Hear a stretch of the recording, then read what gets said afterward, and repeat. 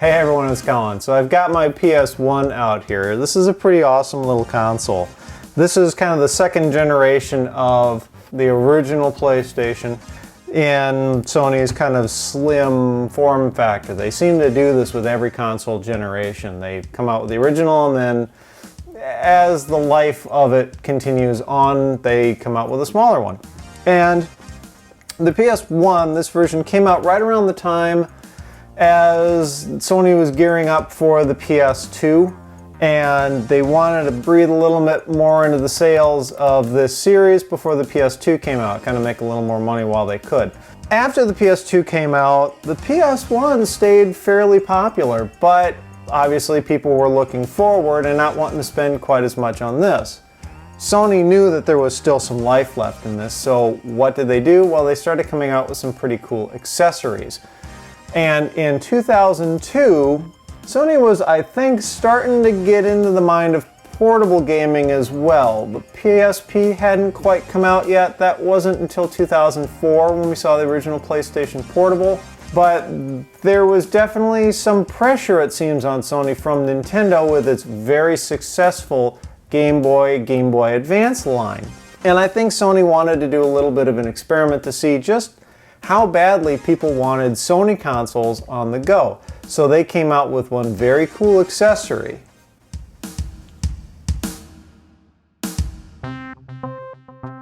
And this is it. It's a 5-inch LCD screen, it's got built-in stereo speakers, and it plugs directly into the back of your PS1. You notice it's got connectors that match up with those on the back of the console. So simply connect the two together.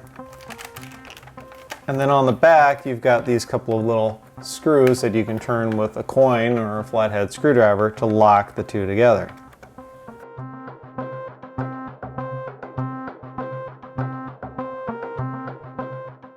One thing that's particularly nice about the screen is that it offers pass-through for the AV out. So it uses the standard power adapter that your PS1 came with, and you can leave the screen hooked up all the time and plug your PS1 into your TV. You don't have to keep taking the screen on and off based on if you want to use it or your TV.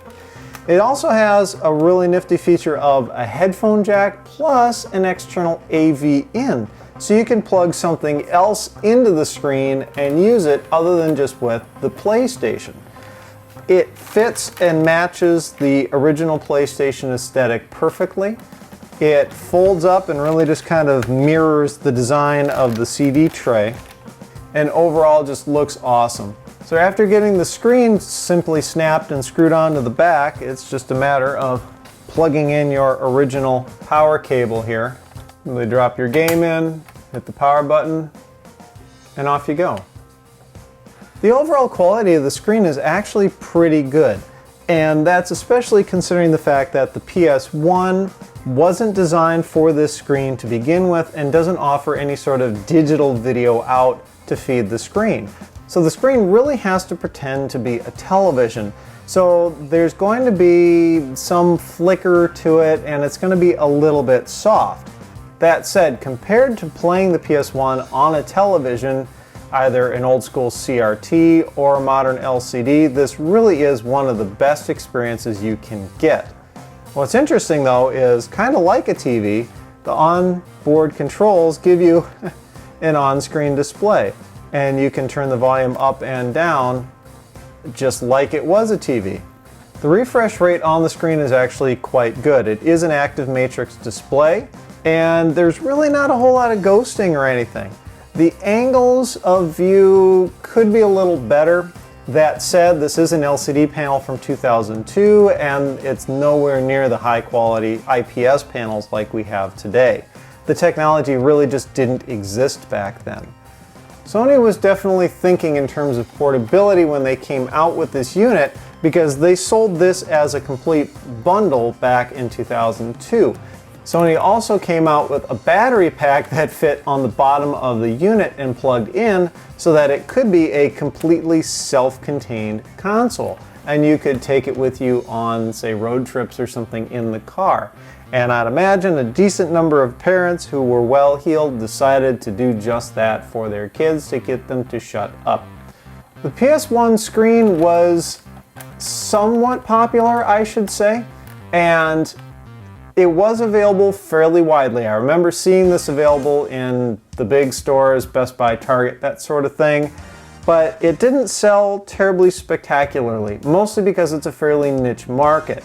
Most people who had a PS1, they just plugged it into their TV because they considered it a home console. They didn't really want to use it on the go. But one community that really did like this screen was the hacker community, simply because of how flexible the display could be for use in other projects. Now here comes my plea to all of those hackers. Over the last 10 years, we've seen a lot of mods of home consoles turned into portables or handhelds. A lot of folks have taken things like Super NESs and N64s and put them into a handheld form factor. They needed a screen for that, and the go-to back in the day was this PS1 screen, because it's not really doing anything proprietary.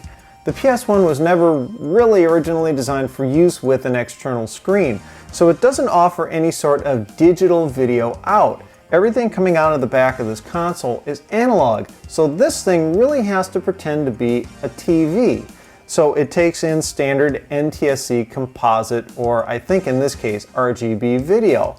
And it definitely takes composite video in on the AV in on the back. That made it a great platform for hackers to use in their handheld consoles.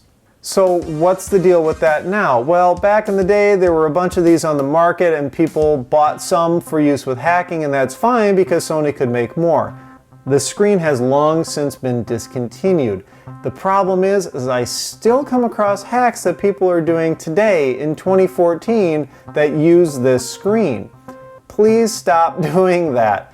These screens are becoming hard to find. The number that haven't been hacked and are still out in the wild are dwindling rapidly.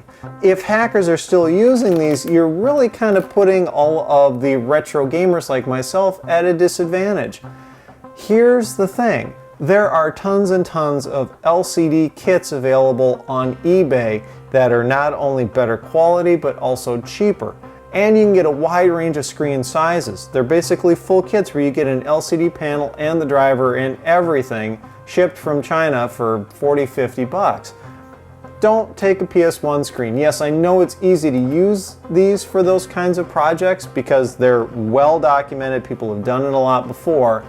But really, if there's one thing that all of the hackers and modders out there that could do that would really be appreciated by the video game community is to please don't cannibalize rare components like this. We would definitely appreciate being able to keep these around for as long as we can. So all that said, should you pick up one of these today?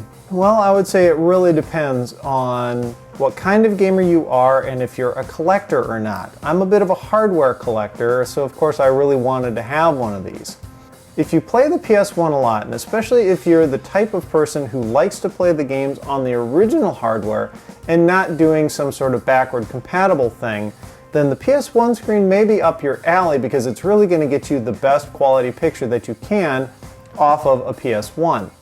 That said, if you don't really want to play the eBay game, which is one of really the only places where you can get one of these screens, or if you're perfectly happy with playing PS1 games on your PlayStation 2 or similar, then this thing might be worth passing on, at least for now.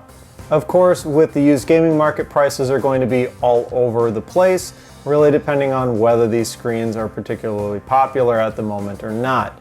I got mine off of eBay for 60 bucks, and I don't think that's a bad deal considering I've seen a couple of brand new in-box ones going for a couple hundreds of dollars. Of course, you're going to need to be careful with the screen that you get. You want to make sure that it's in really good condition. These were portable units, and kids, of course, did play them in things like their parents' minivans, so you want to make sure that it wasn't abused too much, especially with the LCD, which can be fairly fragile. Overall, though, I think the screen really is a worthwhile addition to anyone's collection. It's arguably one of the best ways to play PS1 games. It gives you a whole lot of flexibility in that you can plug headphones into it or use it as a display for some other gaming console, which is kind of weird in and of itself. And especially if you can find the battery pack for the PS1, well, you get a lot of portability options there. plus some good old nostalgia to boot. If you like this video, please give me the thumbs up. I do appreciate those. If you want to see more, I've got videos coming out every Tuesday. Just hit the subscribe button right down there. And as always, thanks for watching.